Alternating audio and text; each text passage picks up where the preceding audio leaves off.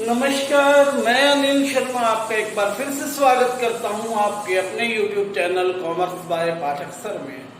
आज 11th class के general chapter में हम जो करने वाले हैं वो है इलस्ट्रेशन नंबर 14। एक पूरा फुल फ्लैश क्वेश्चन आपको सोल्व करके दिखाएंगे ताकि आपके पिछले सारे के सारे टॉपिक्स की एक क्या हो जाए, क्विक रिवीजन हो जाए। आइए स्टार्ट करते हैं। इलस्ट्रेशन नंबर 14 जो बहुत हद तक आपके सभी टॉपिक्स को कवर करता है। आइए स्टार्ट करते हैं। The particular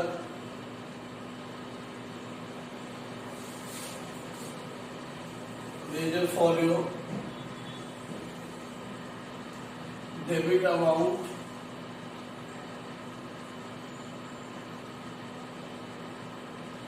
credit.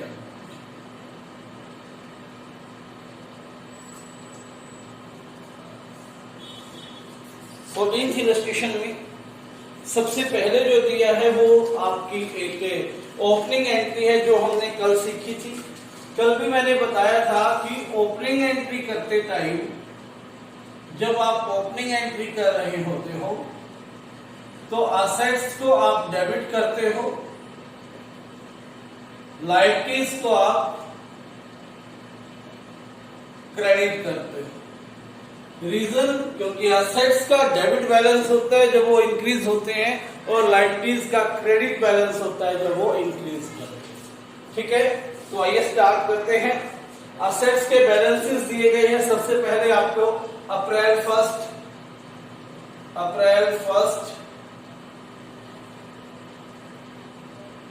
क्या कहते हैं 2015 अप्रैल फर्स्ट में कैश है आपका, cash account debit 15,000, bank account debit 5,000। उसके बाद stock account debit 40,000, furniture account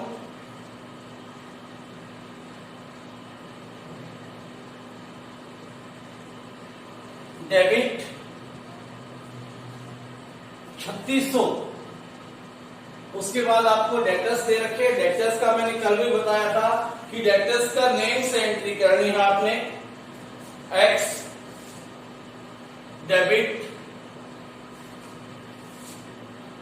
6,000, Y debit 8,000 और जेड डेबिट 10,000। फिर लायबिलिटीज दी गई है सबसे पहले to bank loan account. Bank loan में क्या है 10,000। फिर क्रेडिटर्स दिए गए। जैसे आपने डेटर्स को अलग अलग लिखा वैसे ही क्रेडिटर्स को भी उनके नाम से लिख लेना है। अजय के हैं 5,000, विजय के हैं 7,500। ठीक है, अब करना क्या है, डेबिट साइड का टोटल करो, यानी कि डेबिट साइड में आपके असेट्स है, क्रेडिट का साइड का टोटल करो, क्रेडिट साइड आपकी लायबिलिटीज है। अकाउंटिंग इक्वेशन में असेट्स में से जब लायबिलिटीज आपने माइनस की थी तो किसके इक्वल आ जाता था, वो कैपिटल के इक्वल। यानी कि यहां पर कैपिटल नहीं दे रखी तो आपको कैपिटल निकालनी पड़ेगी टू कैपिटल बैलेंसिंग फिगर। कितना, इसका जो टोटल आएगा 10, 5, 15, 20, 40, 60, 89,600 और इस साइड का टोटल आएगा 22,500, यानी कि कैपिटल आपकी आ गई 65,100 रुपए। असेट्स में से क्या किया, लाइबिलिटीज माइनस की, तो कैपिटल लिख देंगे 65,100। क्या लिखेंगे, balance of assets and liabilities brought forward, क्योंकि हम आगे लेकर इनको आए। उसके बाद क्योंकि ये रफ करना पड़ेगा मुझे, और बीच बीच में एंट्रीज आएंगे एक्स वाई जेड की और अजय विजय की, आपको लिखने की जरूरत नहीं है, और अगर आप लिख लोगे तो ज्यादा अच्छा रह जाएगा। क्योंकि लिखने की जरूरत आपको क्यों नहीं, क्योंकि आपकी कॉपी पे ऑलरेडी लिखा रहता है, ठीक है, पहले ही आपने एंट्री कर रखी तो आपकी कॉपी पे तो लिखा रहेगा, मुझे तो क्या करना पड़ेगा, ये रफ करना पड़ेगा। ठीक है, तो एक्स वाई जेड 3 डेटर्स से ऊपर ही लिख लेते हैं इसको, ये समझ में आएगा आपको। डेटर्स कौन कौन है, डेटर्स हैं एक्स वाई जेड। क्रेडिटर्स कौन कौन है, अजय और विजय।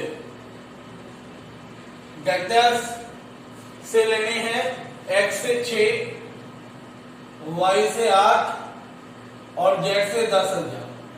अजय को देने कितने हैं, 5,000 और 7,500 किसको देने हैं, विजय को। ठीक है, उसके बाद हम स्टार्ट करते हैं क्वेश्चन की पहली एंट्री अप्रैल 2 को। क्या एंट्री थी, अप्रैल 2 की एंट्री थी कि boat goods from Kailash, Kailash से गुड्स खरीदी, लिस्ट प्राइस था 20,000 रुपए। लिस्ट प्राइस कितना था, 20,000 लेस ट्रेड डिस्काउंट। आपको पता है ट्रेड डिस्काउंट को हम डायरेक्ट माइनस करते हैं, 10% ट्रेड डिस्काउंट दे रखा है, 2,000 रुपये आ जाएगा। कितना रह गया, 18,000। ये किसकी वैल्यू आ गई आपकी, अगर परचेज है तो परचेज की और सेल है तो सेल की। परचेज और सेल की जो ट्रांजेक्शन होगी उसके सामने हमेशा यही अमाउंट होता है। फिर क्या कहता है कि 2% कैश डिस्काउंट देना है। कैश डिस्काउंट कब देते हैं, जब कैश वो पेमेंट की जाए। ठीक है, उसने हमें 2% कैश डिस्काउंट दिया है।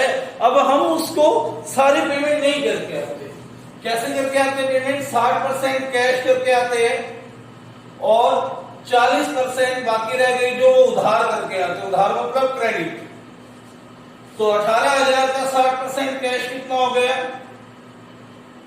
18 × 108 यानी कि 10,800 कैश, और 18,000 का 40%, 18 × 7200 रुपए क्या हो गया, क्रेडिट।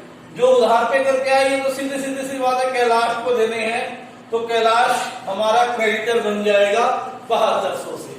अब इस पर 2% डिस्काउंट आपको देना पड़ेगा, क्योंकि ये क्या है, कैश डिस्काउंट है।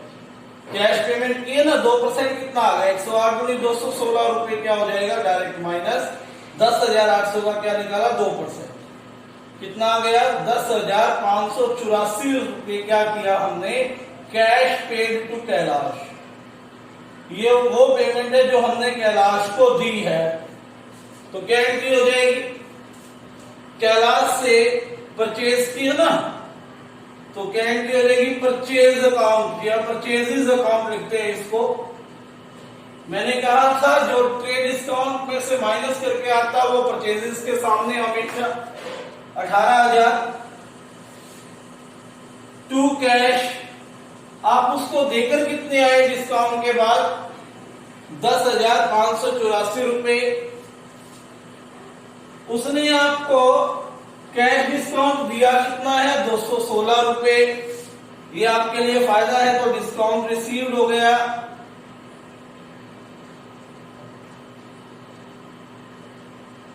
उसके बाद कैलाश को अभी भी देने कितने हैं, टू कैलाश 500 सॉरी 7200 अभी और देने, यानी कि ये भी हमारा क्या हो गया, क्रेडिटर हो गया। कैलाश को अभी देने कितने, 7200 रुपीज और देने।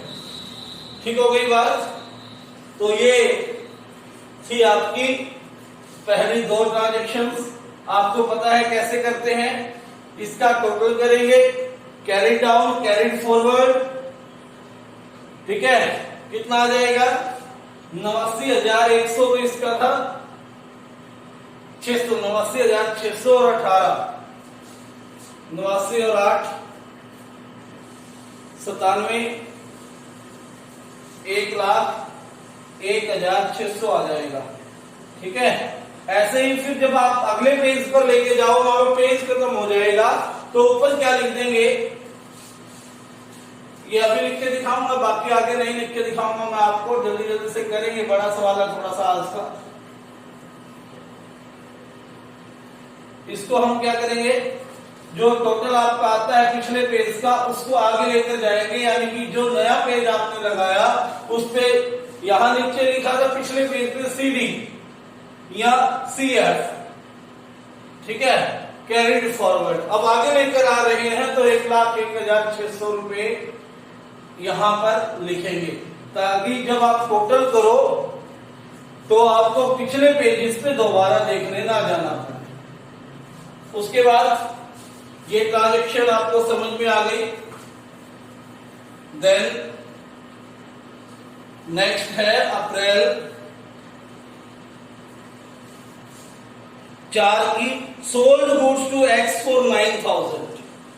एक्स को 9,000 रुपए की गुड्स सेल की, यानी कि क्या एंट्री हो जाएगी, एक्स रिसीवर हो गया, X debit to sales account, कितना हो गया, 6,000।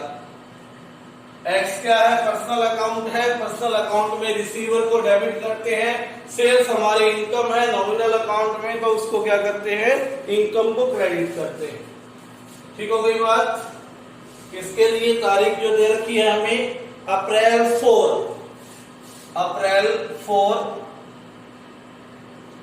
देन अब देखिए 6,000 एक्स से पहले हमें देने थे, अब 9,000 की सेल हुई है,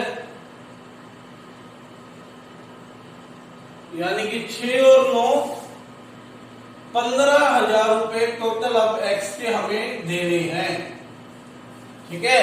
ऐसे इस तरह से साथ साथ हिसाब रखेंगे तो बहुत आसान हो जाएगा।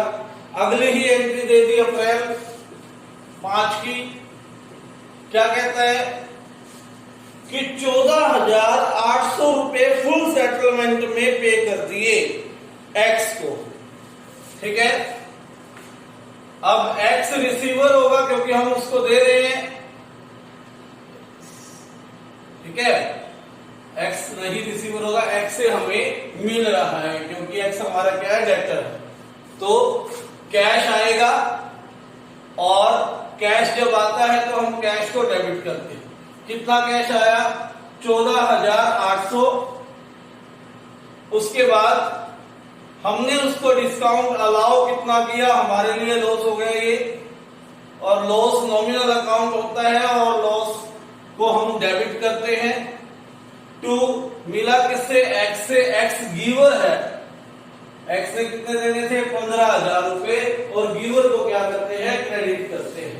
नियमों के अनुसार चलोगे तो एंट्री गलत नहीं होगी। ठीक है। उसके बाद क्या है, अप्रैल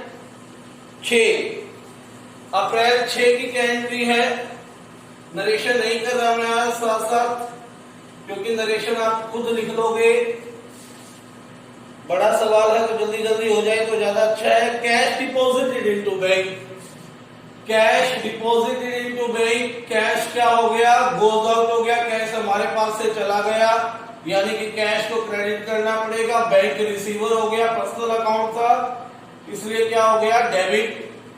तो क्या एंट्री हो जाएगी, bank account debit to cash account, कितना, बहुत सिंपल है, 10,000 रुपए, 10,000, बस ध्यान देने की जरूरत है, बाकी ये बिल्कुल सिंपल है।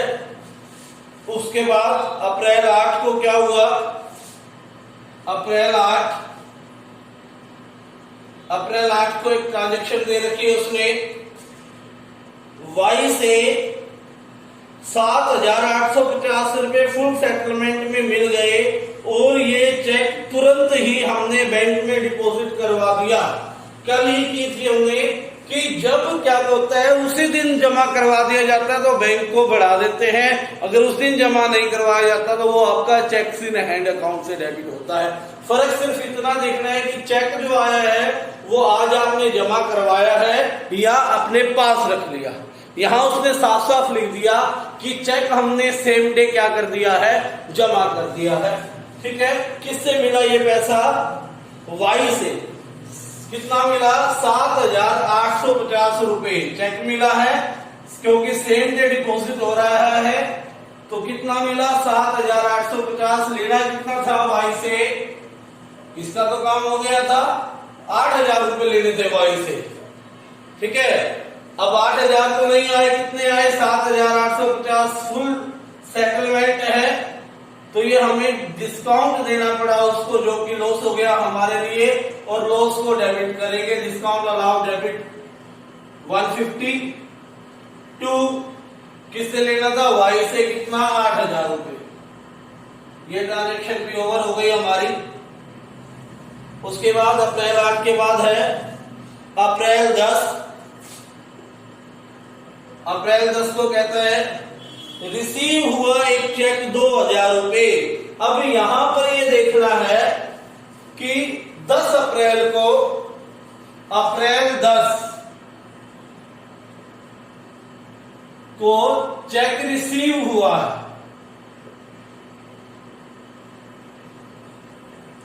अगली 3-4 एंट्रीज देख लो, अगर उसमें नहीं है, इसके लिए देखना पड़ेगा।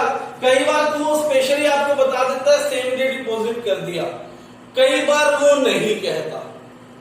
ठीक है, तो देखना पड़ेगा कि अगली 3-4 एंट्रीज में ये चेक अगर उसने जमा करवा दिया, ठीक है, तो यहां चेक्स इन हैंड से एंट्री करेंगे। अगर आज ही जमा करवाया है, अगर मान लो अगली 4-5 एंट्रीज आपने देखी और उसमें ये बात नहीं लिखी कि चेक हमने 2-3 दिन बाद जमा करवाया, तो ये मान लेंगे, नीचे नोट भी लिख लेंगे कि assumed that cheque of date April 10 has been deposited on the same day. ठीक है, तो ये आपने मान लेना है कि सेम डे डिपॉजिट करवाया, अगर अगली कुछ एंट्रीज में इंफॉर्मेशन नहीं है। लेकिन इसकी इंफॉर्मेशन है अगले ही दिन उसने जमा करवाया, आज जमा नहीं करवाया। अप्रैल 10 को चेक रिसीव हुआ, अप्रैल 12 को सेंड टू बैंक हुआ। ठीक है, अगर चेक रिसीव होता अप्रैल 10 को ही और उसी दिन पेमेंट हो जाती, बैंक में चला जाता, तो क्या होता, बैंक अकाउंट डेबिट। अब उस दिन नहीं हुआ, अब हमारे लिए क्या हो गया, आज रात हमारे पास रहेगा, इसलिए क्या हो गया, चेक्स इन हैंड हो गया। Checks in hand account debit कितने का था, 2,000 रुपए का, to Z 2,000।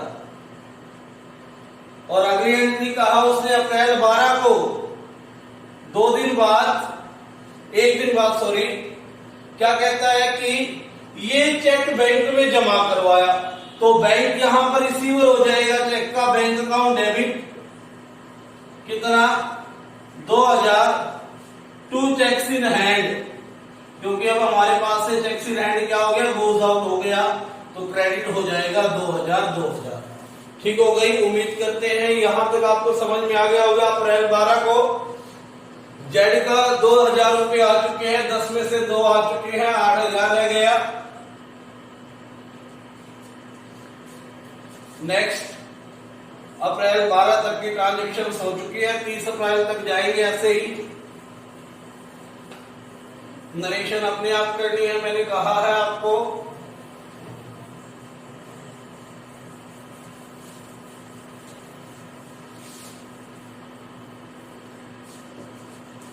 Date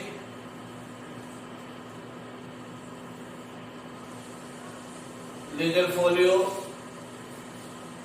debit amount credit amount particular date particular ledger folio debit amount credit amount ये याद हो जाना चाहिए वैसे भी। ठीक है, अप्रैल 12 के बाद है अप्रैल 15 को। अप्रैल 15 को क्या कहता है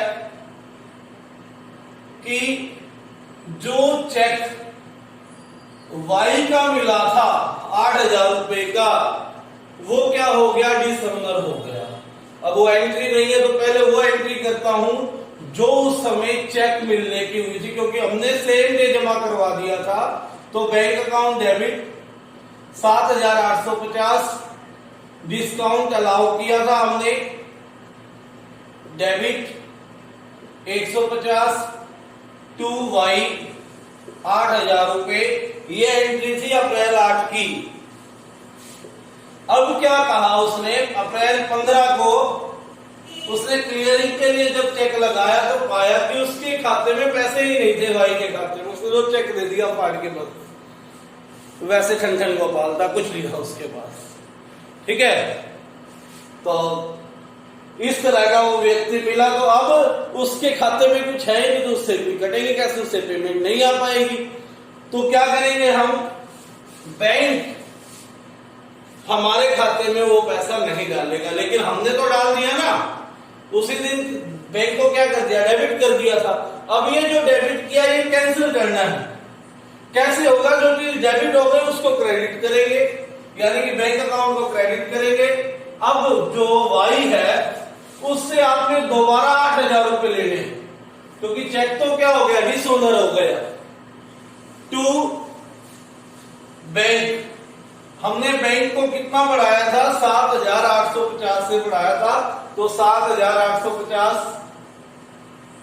टू डिस्काउंट अलाउड, जो हमने उसको डिस्काउंट दिया था, कैश पेमेंट कर दी थी उसने हमारी, इसलिए वो भी क्या कर देंगे, खत्म कर देंगे, उसको भी हम क्या कर देंगे, कैंसिल कर देंगे, यानी कि पूरी एंट्री रिवर्स हो जाएगी। ठीक है, उम्मीद करता हूं समझ में आ गई हो। फिर भी नहीं आया हो तो व्हाट्सएप पे मैसेज कर लेना, ये एंट्री थोड़ी स्पेशल थी। उसके बाद अप्रैल 15 के बाद है अप्रैल 16 को एक सेल की 15,000 रुपए की, और उसमें से 12,000 रुपए सीधे बैंक में जमा करवा दिए। ठीक है ना, अप्रैल 16 को, यानी कि कैश तो हमारे पास कितना बच गया, 3,000।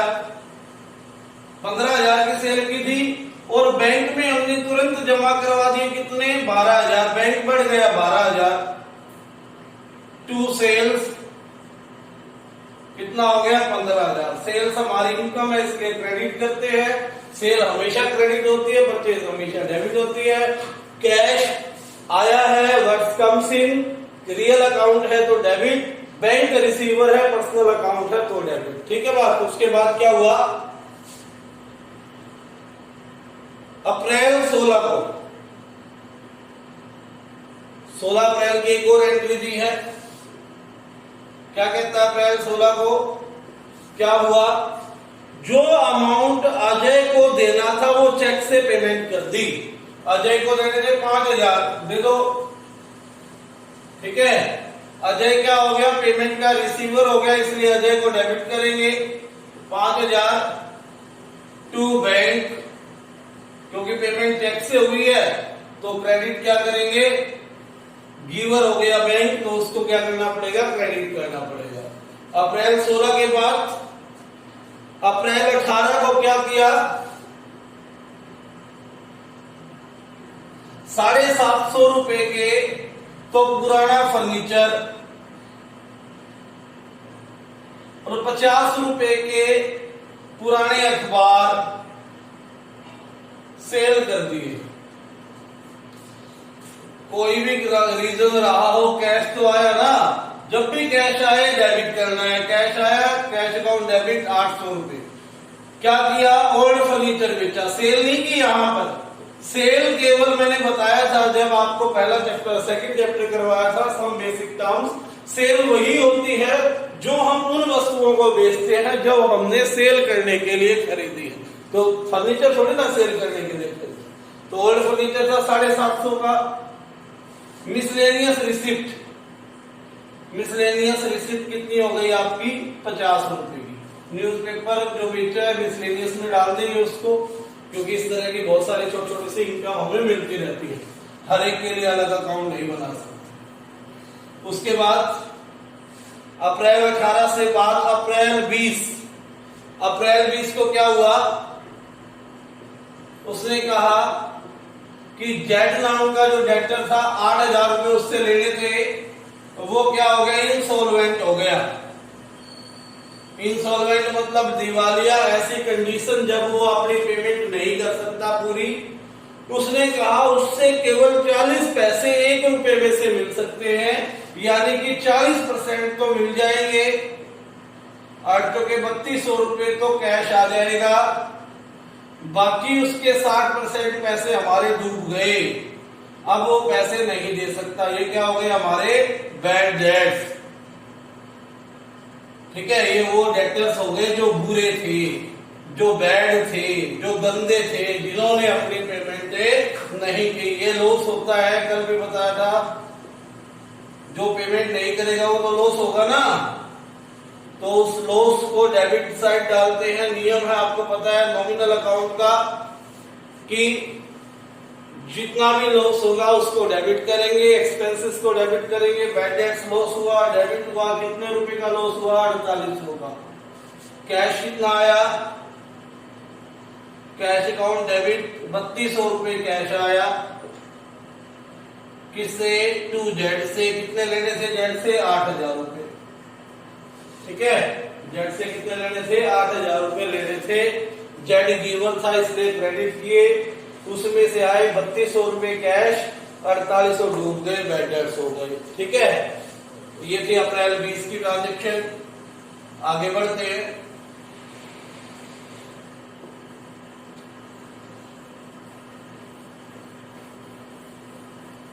थोड़ा बड़ा क्वेश्चन जरूर है, लेकिन अब तक जितना किया है सारा का सारा प्रोसेस इसमें आपका एक बार रिवाइज हो जाएगा। कल से स्पेशल ट्रांजैक्शन एंड जर्नल की वो करेंगे, नेक्स्ट टॉपिक है। आज के लिए यही क्वेश्चन सॉल्व करेंगे बस, जिससे पिछला सारा आपका क्या हो जाए, रिकवर हो जाए। क्या हुआ, 22 अप्रैल की एंट्री है अगली, अप्रैल 22। अप्रैल 22 को क्या हुआ था, अप्रैल 22 को कहता है कि गोपाल से गुड्स परचेज की और पेमेंट की चेक से। गोपाल से परचेज की और पेमेंट किससे की, चेक।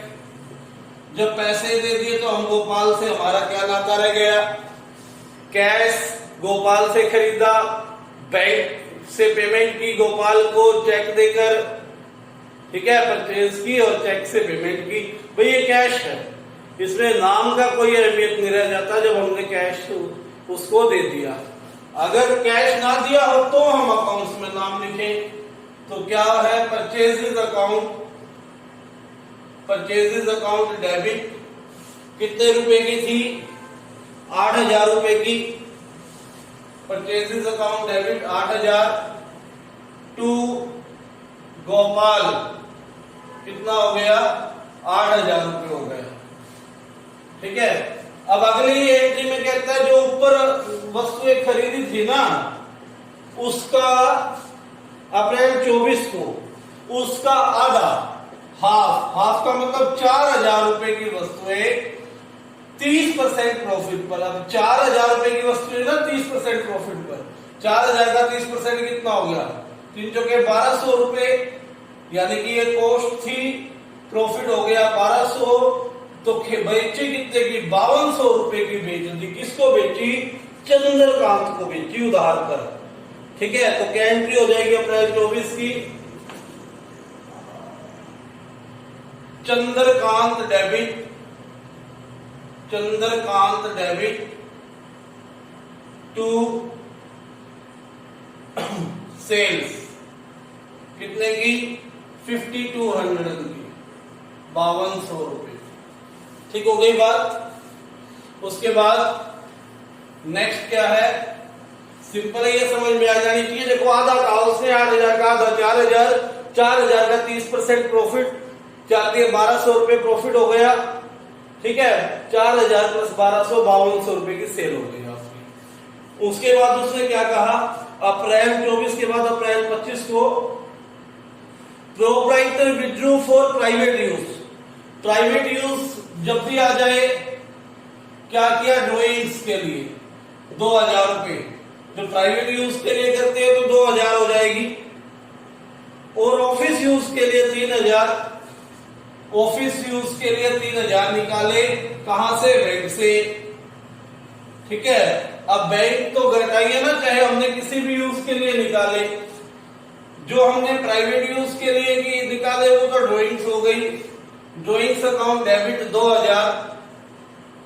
ठीक है, रिसीवर है हम, इसलिए ड्रॉइंग्स को डेबिट करते हैं। देन कैश आया बैंक में से निकलकर हमारे पास ऑफिस में 3000 रुपए, तो कैश कम सिम डेबिट हो गया। कम क्या हुआ, बैंक टू बैंक अकाउंट कितना हो गया, 5000 रुपए। ठीक है, कितनी तारीख की है ये ट्रांजेक्शन, अप्रैल 25 की। ध्यान रखना, दो ट्रांजेक्शन इकट्ठी कर दी, 5000 रुपए निकाले, यानी कि बैंक गिवर हो गया 5000 रुपए का, तो उसको क्रेडिट करना पड़ा। 3000 रुपए हमें ऑफिस में चाहिए थे, तो कैश आ गया।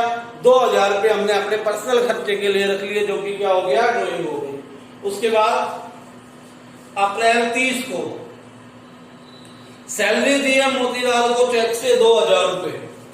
अप्रैल 30 salary paid to Motilal. Motilal कौन है भाई, सैलरी हमारे लिए तो खर्चा।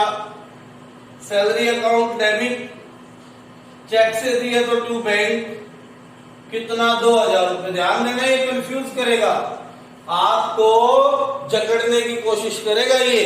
आपने इसकी जकड़ी में नहीं आना, आपने इससे जो क्या है, छूट जाना है। अपने नॉलेज जो है तेज करनी है। कैसे कि वो कह रहा है कि सैलरी पेड टू गोपाल, या कोई भी व्यक्ति सैलरी दे दी, कैश गया, सैलरी खर्चा है, गोपाल को हम नहीं जानते।